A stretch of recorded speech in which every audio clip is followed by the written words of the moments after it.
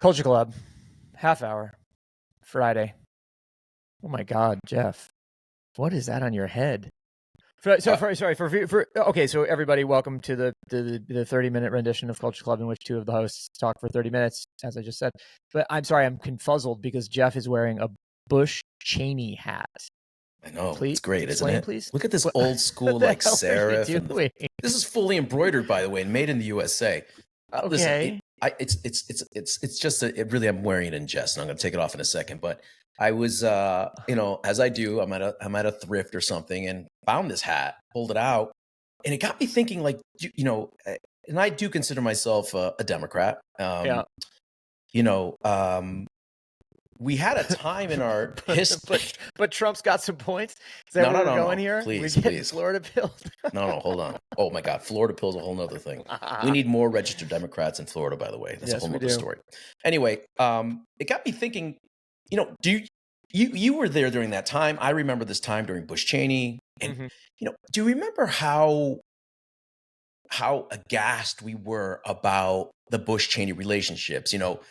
If you look at Cheney himself, and Dick Cheney is just a mastermind around war. And do you remember when it was this bad? Right, that's my point. Like, we thought this was bad. Oh yeah. And looking back now, holy shit, how wrong we were. Paragons of organization and the only reason I'm wearing this hat, and the only reason I'm wearing the Bush Cheney hat, is because Dick Cheney is now a friend of the Democrats, dude. Right. So is it okay for me to wear this hat? Well, I don't know. It's funny. I mean, my immediate thought, I don't know. We've probably talked about this in our conversations about New England. But when I was a very small kid, between the ages of 4 and 11, would go to my aunt Ethel's house in Kennebunkport for a couple of weeks every summer, down the road from the Bushes. And there's the marina in town is called Chick's Marina, and so the last time I was in Kennebunkport, I got a Chick's Marina hat. So immediately I was like, oh well, if you're gonna wear a Bush hat, I've got to wear a Chick's Marina hat, and we can status flex our proximity. Jeff, I don't know. I mean, as long as you're wearing it as a symbolic and ironic gesture, then okay, fine. All right, now we're switching. He switched over. Well, it leads me to that reserve. Back to reserve, back to paddle as always. But it's interesting, there was, of course, that clip of President Joe Biden. I believe he was at a memorial around 9/11, a room full of red Republicans. And, you can recall, as a joke, he put that hat on, and how much fodder came from it. How much fodder came from the fact that, that Biden put the hat on. And by the way, like, you got to give Biden credit for having a little bit sorry, I don't think I missed this. What hat you did didn't Biden see put this? On? No, I didn't see that. I believe it was either the day of or the day after the 9/11 memorial, which would have been 2 days after the debate, because the debate was on the 10th. That's right. And for those that are not aware, Joe Biden, former President Trump, and others actually worked together, and of course in solidarity around 9/11. And Biden went to an event, I think at a firehouse thereafter. And he got into this kind of fun back and forth with a Republican sitting there. And, the guy didn't stand up. And he told, I think he said to Bush something along the lines, and I'm paraphrasing, like, hey, you got out of bed today, and it was kind of like a little bit of a dig. And Biden got him back. And then Biden was signing official presidential hats. And the guy handed him a Trump hat, a MAGA hat rather, and said, hey, would you sign this? And instead of signing it, I think, he put it on his head and, as a joke. And the media, funny enough, most media understood it as a joke, right? So we didn't get Fox News like pulling all this bullshit that now Biden loves Trump, But what was cool was really a sign of, a lot of people just saw it as a sign of, I don't want to say unity, but come on, let's be honest about it. Like, what's wrong with a fast joke of the Biden wearing, this? So anyway, the point is, it's really interesting how much, we really don't think about it, but the MAGA hat is so iconic in a moment in history, and still is. Well, and go ahead. I mean, this is. I mean, on the one hand, the problem with it, right? It's like Trump is incredibly good at iconography. He's incredibly good at visual branding, and He instinctively good at it, which is I think the thing that is probably most notable. And you know who else has been really good at iconic branding?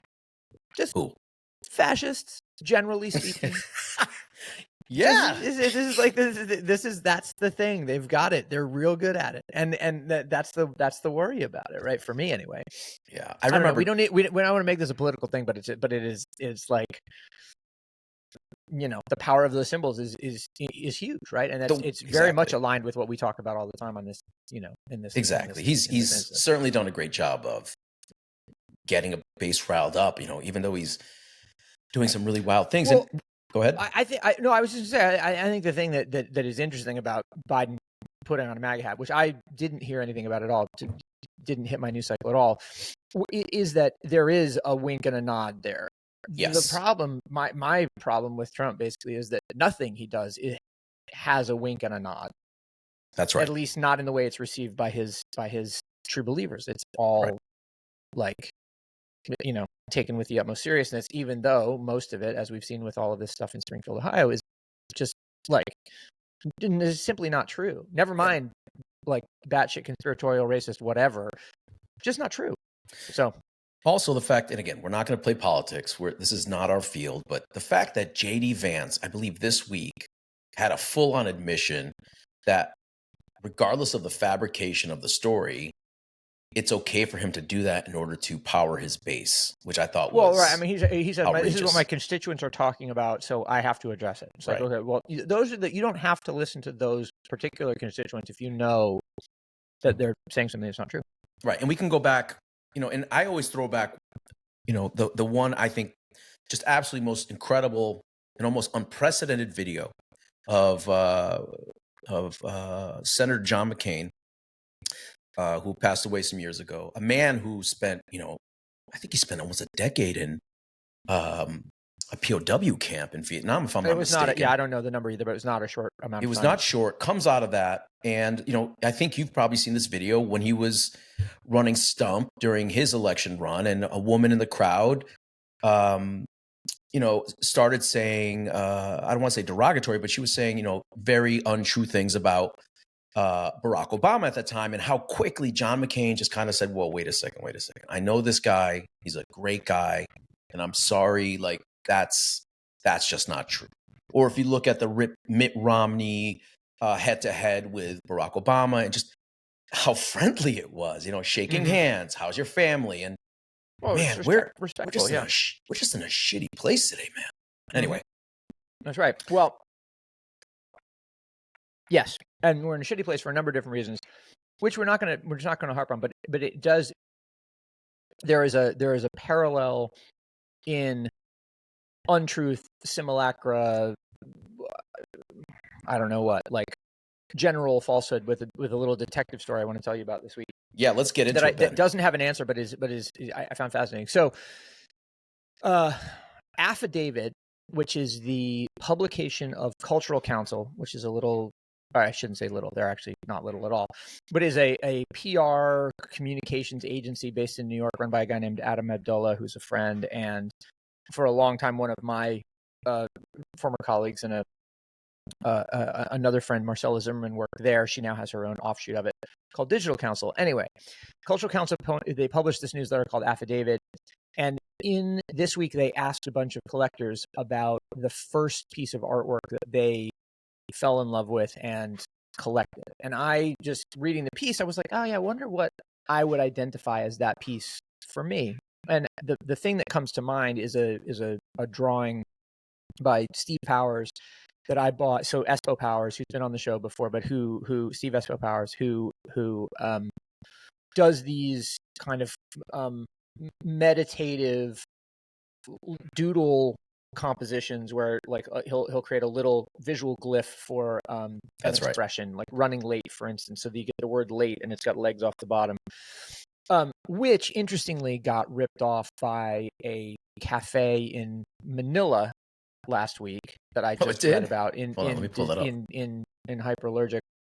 But anyway, I mean, Steve, because he works in pretty simple graphic memes, you know, artistic but but graphic visuals, it's pretty easy to knock off, and I think he probably gets ripped off a lot. Anyway, I was thinking about this drawing, and I was trying to find a link to McKegwell's, the gallery that I bought it at in this group show in 2004. Couldn't find it, and I was thinking about other, art that turned me on to the idea of like collecting and accumulating art. And something I hadn't thought of in a long time was something that was a project that Jeff McFettridge did in about 2001 called Fang Frame. And it was a series of prints, 11 by 17 prints, in an edition of 300. And they came with this cardboard self-folding frame that had a little plastic screen on it. And so you bought the kit and you could swap the 4 prints in and out of the frame. And I was like, all right, let me see if I can find that so I can have this little story in my newsletter. Right. Went to look for it, found a version of it that had sold on eBay a few years ago on WorthPoint, which does a good job of illustrating what the concept is. So Ben, what is WorthPoint, by the way? It was new to me, and I guess what it is a way to validate what your items for sale in resale marketplaces are worth. Like an estimator. Right? Yeah. So I have not signed up, but if I signed up to WorthPoint, I would be able to find out how much the Fang Frame kit sold for the last time it sold, and then I would be able to set my price according to that.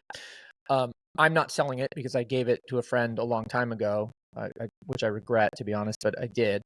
What a nice guy. Yeah, I am such a nice guy. Mayumi, if you want to give it back, you just let me know. But the thing that was and this is where the detective story sort of takes a turn. I was looking for images of it, and one of the things that I found was a Jeff McFettridge print on Amazon for $21. Now, Jeff is a fine artist of standing and repute and value. Yep. And so I was like, it doesn't make sense that one of his pieces would be on Amazon as a $21 print, like under any circumstances, much less one from a company called Udini, Oudini.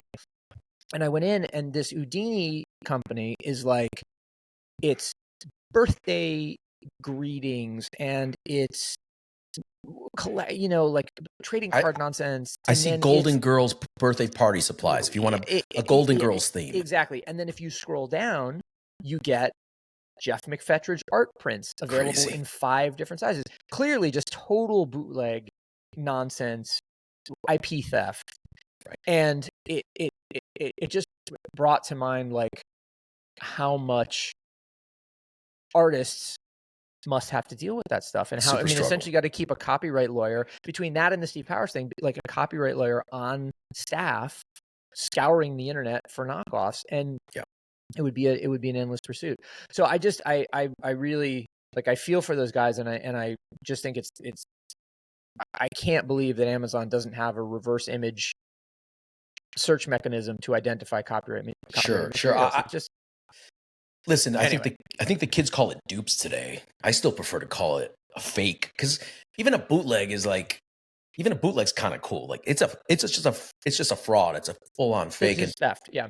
And it's not just that. I mean, I'm looking at a Memento Mori poster around Dostoicism as an example, and and it's funny because this is a massive problem. And what Amazon will tell you is that, by the way, I'm looking at the McFettridge knockoff, and I can see that it's not even shipped from Amazon. So you do have to really check, under that price tag, as where's it shipping from? And, Amazon will say that they will be willing to take this down if a copyright holder would come and do that. I know they had major issues with fake Levi's, fake Nikes for quite some time years ago. And eventually what they did was build a real relationship with Levi's. They had a relationship with Nike that went away. And it's a problem. And at the end of the day, like, listen, I love Amazon. I just like everyone else, I'm addicted to 2-day shipping. I'm sure it's just like you. Technically, it's 1 day usually. But there's a lot of product on here. And this is unfortunately one example of, some bullshit. And there's a ton. And, not just artwork is, if you look at product, more than ever, you can find what's known as what the kids call a dupe. The unfortunate thing, Ben, is that the dupe culture of this generation, in some ways, they're okay with it because they actually, especially with maybe clothing or products, they'll actually, they'll laud the fact that they have a dupe. They'll let you know that it's not a real thing, But artwork is tricky. I mean, sorry, artwork's not tricky. Artwork it's pretty black and white, I think. Unless we're seeing some, what's the old term? Art bar steel. That beg bar, yeah, I don't know. I mean, this is the thing. That work in the work in particular that is on Udini, and we should put a link to it in the show notes. People know what we're referring to. But that's a painting that I've seen. That painting was released in a show at V1 Gallery in Copenhagen, or shout out V1, by the way. Great gallery, amazing gallery. Something like that. And so, it just dismays me that this is happening. Then again, the wildness of that Amazon marketplace kind of brings us to another story that we were going to talk about, which is, of course, that Jian, the CEO. Sorry, you're referring to him? Well, that's what they call him. That's what everybody calls him, Jian. Oh shit, I'm way out of the loop then. I didn't know. Well, I mean, I can't tell. I mean, I talk to a lot of ex-Nike people. And to be clear about that, ex-Nike people, they're all people who. Ben, by the way, it's like 7. It's like 7 levels of Nike. What's the word? It's like there's always it's the Nike diaspora. Totally, man. It's like 4. Yeah. It's no more than 4 circles before you get to somebody that that works in Nike. Oh yeah, or has worked at Nike. Of course, yeah, of course. But in any case, they all refer to him as Jian, and so they announced another subpar earnings yesterday. He announced that the board, and the wording of this was interesting. It said the board and John Donahue have decided that he will retire, and it was like, okay, sorry, yes they did. Sorry. But they a lot of the assessments of the problem and the recaps of this move that I've read have pointed to the fact that he led this removal of Nike from wholesale environments. And the thing that I find amazing is that the wholesale environments they talk about largely are Zappos, as opposed to let's call it a Foot Locker or a Finish Line or something. An Amazon company. Or right. And Zappos, which is an Amazon company. And while it is certainly a great place to go for shoes at great prices, it is a volume marketplace. That's right. Got to be a low margin business. They can't be doing well. So to me, it's like the idea that you cite the one that is probably the least good for Nike's business as the reason that he got booted feels like a misalignment, right? They got taken. The reason that they lost brand heat was because they got taken out of wholesale accounts that were driving presence and profile, and so empty shelf space. Hoka comes in, absolutely. On running comes in, etc., and fills up those spaces, and then suddenly there's no, the brand presence isn't there, and so people don't think to buy Nike through any thing. So Elliot Hill, who was until he retired 2 years ago, the president of the consumer market, is coming back in as the new president and CEO, and so listen, they need a shakeup, and not just because of the stock. Yeah, and the shakeup has been planned for a while. I had lunch this week with a former Nike employee who had seen her own name on a provisional org chart at Nike now. No way. Even though she doesn't work there. What? Yeah. I mean, clearly, like, there's a whole series of machinations happening where people are just like, oh, well, in order to right the ship, we've got to bring this kind of person back. We've got to bring this generation of people back. And I was just like, boy, that's presumptuous, but it's also, I mean, it shows the depth of the problem. Right. I also want to make another point that may not be apparent to those that are just following the Nike story today, but if you look back to the early to mid aughts, there were quite a number of retailers in New York City. And when I talk about retailers, I'm talking about boutiques. And if you remember, Ben, do you remember when Nike started to pull all of that back from places like A-Life? And I want to say Union. I'm sure Union had an account. Maybe they didn't, but I was just going to say, I mean, Chris works very closely with them now. So, I mean, they might have been pulled back, but not out. Anyway, sorry, go ahead. But, keep by the way, shops like Clientele, if you remember Clientele, which I think now is... Yeah, I forgot about Clientele. which did not have, I don't believe they had an official comp. But long story short, Nike saw the wave of what was happening online with commerce.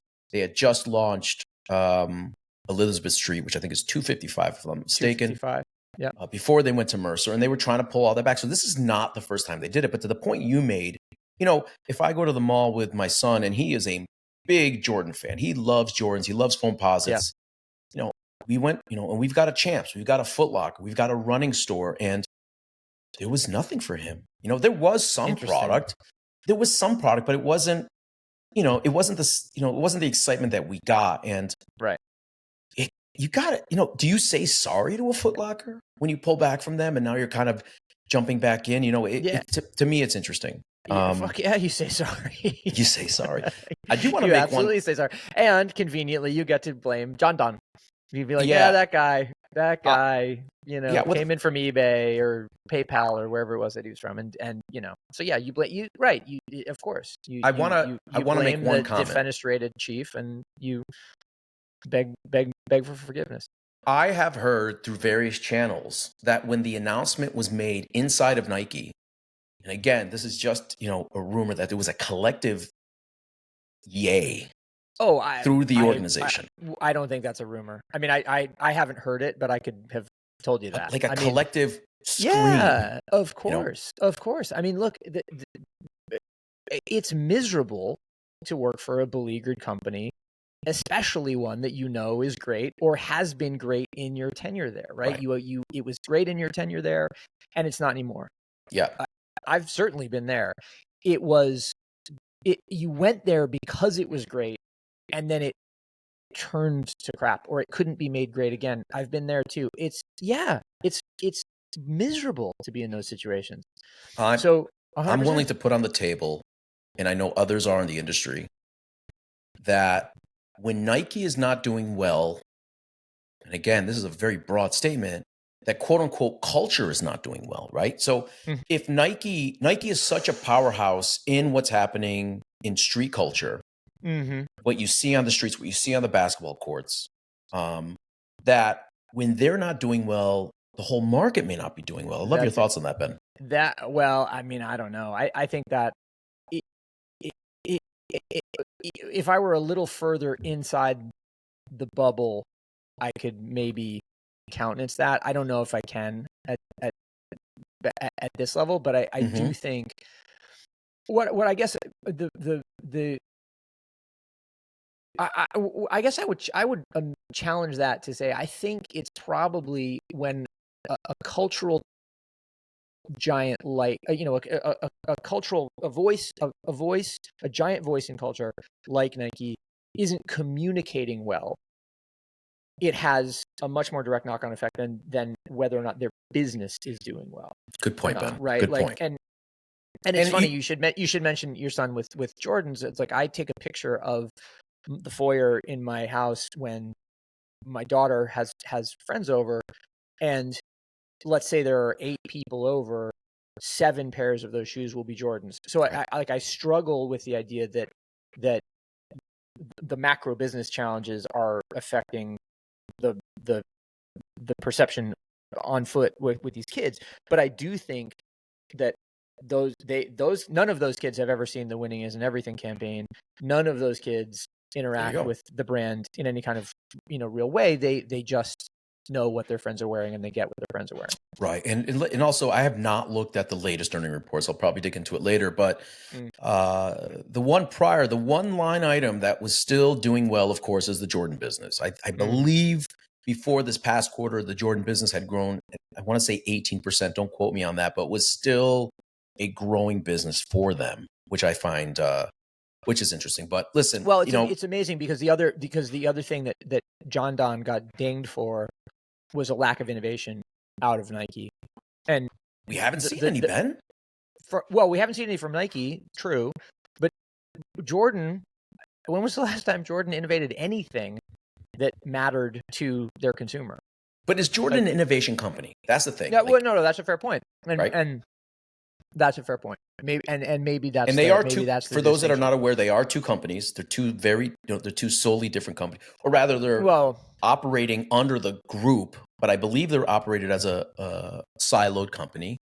But yeah, but listen, but the results still feed in. They all come together. Correct. Yeah. Correct. Just to be really honest, I want to see Nike keep winning, and the one advantage of them kind of depreciating a little bit in the market has been the fact that we've seen things like On Running, Hoka, and my goddess, Crocs really come in there and got their piece. So the question today is Nike fighting against Adi, Puma, Crocs? That's the uphill battle they got, in my opinion. All of them. Yeah. Not and fuck it, Uggs. You can't. UFOs. Yeah, I mean, there are a zillion of them. I want to say, Ben, I'm wearing them right now, and I can't take them off. The UFOs. I can't take them. Yeah, they're amazing. Shout out UFOs.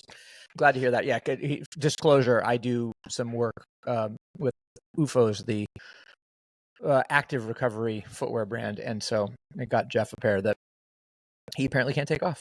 I can't. There you go. All right, we got a few minutes left, and we have so much this week. I want to get into another art story that I've just discovered myself, and I'm pulling it from the Smithsonian magazine, and I'll quote the headline: "An 11-year-old boy rescued a mysterious artwork from the dump. It turned out to be a 500-year-old Renaissance print by Albert Dürer," which is interesting. These are my kind of stories. This kid, yes, they are. This kid pulled a print out, and it's not clear when he found the print, but it is going to auction in the coming weeks. It's an estimate that the art block piece, that the block print art, did I say that right? Print. It would be like a wood block print, probably. There we go. Sorry, Ben. The wood block print, which to me in the photo looks to be about 8.5 by 11. $26,000 is what they're predicting it's going to fetch. That's not bad for an 11-year-old kid picking trash to the dump. Yeah, no. Suffice it to say, I mean, these things, these stories, just kind of beggar belief because this is not like a Cy Twombly drawing where if you know. Like, this is a very impressive drawing. It looks like a heavy metal cover. I think it, there's look like a heavy metal cover. There's the little homie Baphomet, following up the night. Anyway, don't forget that spaniel. Look at the spaniel running beneath the horse's legs. Look, the bottom line is this is a cool drawing. Like, it makes sense an 11-year-old would be attracted to it, but also, I don't think anybody looks at this and goes, "Oh yeah, my kid could have done that." Like, oh, for sure, it's pretty impressive. So it's even more unlikely that his languished in this place at the dump.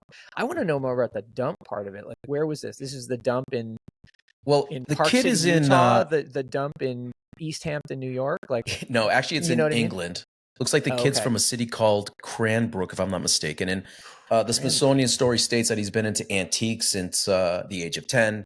Not bad for a guy that's been collecting. Not bad. He's not bad for 1 year. Year of collecting. But it gets me thinking a lot, Ben, like how much art or just general information from the past has just gone away. It's been thrown away, How much of that has just vanished? Well, I mean, this is what drives, collecting markets generally is scarcity. And some of that scarcity is manufactured and some of that scarcity comes from, just a lack of recognition that something could be valuable. Right. Yeah, no, it's interesting.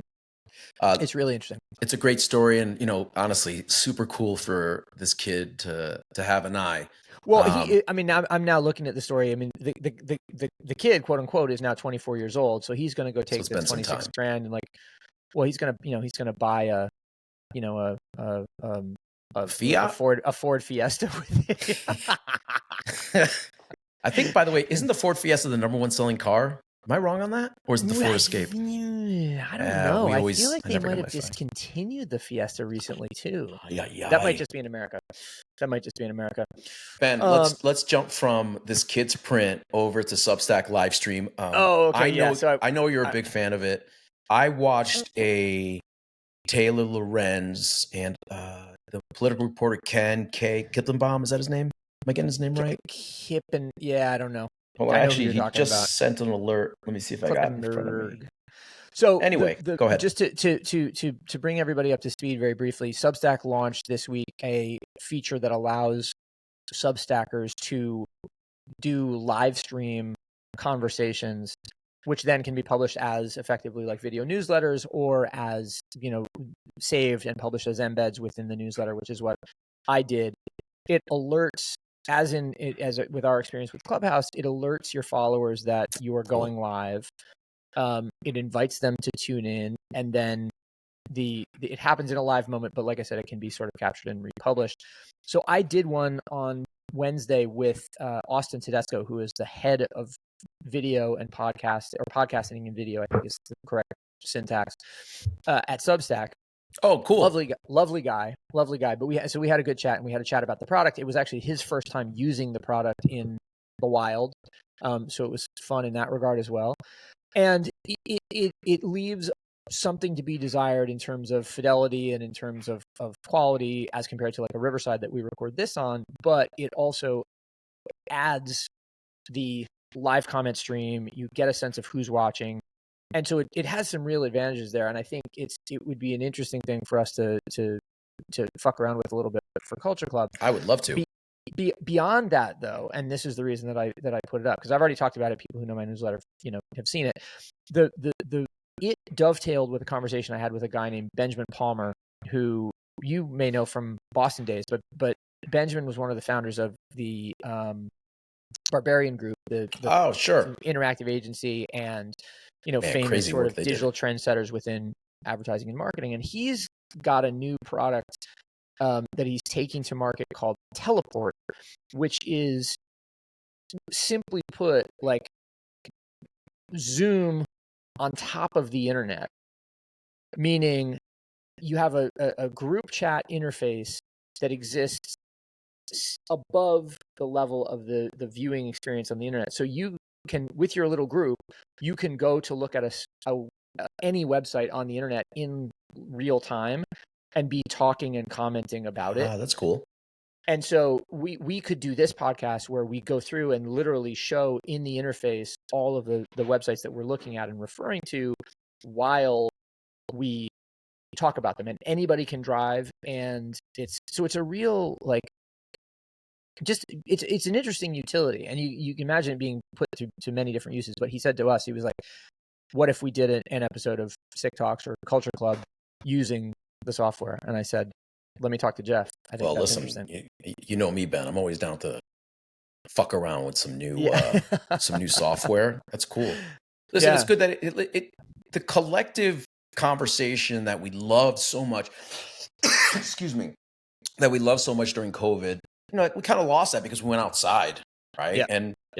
But I love this idea. I still very much love the idea of having a live audience interaction when we're having our conversation. It's quite frankly the thing that I miss the most about Clubhouse was, letting people come up and give their POV, because at the end of the day, like, this is just you and I POV, and it'd be great to get somebody else's in there in some sort of seamless way, which would be cool. Yeah, for sure. All right. Well, Jeff, we have reached our appointed time. In fact, we've exceeded it by a little bit, but so we'll give the listeners the rest of their day to go follow these subjects, to go shut down the McFetridge bootleggers, to go investigate Steve Powers' new show in Tokyo, and also of which there are some new Jeff McFetridge prints in there, or paintings in there too. Something very where cool. he's now amalgamating a whole bunch of figures, and it looks like McFetriflage to me. So I've just coined the term McFetriflage. Wow. But yeah, and then go check out the Durer print story, fascinating, at Smithsonian, and check out the Kicks You Wear, which is the newsletter that we pulled our John Donne story from. That's Mike Sykes, I believe. Mike Sykes, who's a columnist for, if I'm not mistaken, the Washington Post, covers sneaker news and stuff, but is anyway, good source for like what the real sneaker fans think about stuff. So shout out to Mike. All right, Ben, it's been another great half hour. Thanks everyone for listening. Again, do us a favor, follow the pod. I actually just got 2 people yesterday follow the pod that were not aware of it. It's pretty easy to find us, Culture Club Show. Don't forget the show part will be the first one that pops up. And that's it. Next week, Ben, let's talk a little bit more about Breakfast Club. I want to give a quick shout out to Breakfast Club Miami. And the amazing people we got coming there. And otherwise, dude, enjoy your weekend. Cool. Thanks, Jeff. You too. See ya. Later.